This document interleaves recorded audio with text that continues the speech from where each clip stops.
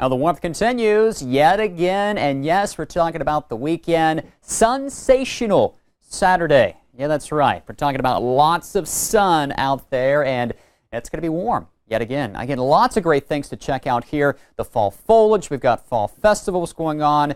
Of course, college football going on. Doesn't really feel like the middle part of the season, though, right, with all this warmth around, and a pleasant evening here after a very comfortable start. Probably feels more like September outside, and this continues right into Sunday. Look at this. The jet stream lifts even further off to the north, so northern areas of New England will continue to warm as well. Again, I mentioned the fall foliage here, and typically this time of the year we're reaching toward peak, but again, we are running a couple of weeks behind here. We've had all the warmth and some of the dry conditions, but again, still looking at some spectacular sights here throughout portions of the Northeast. But look at the changes coming up early next week, right?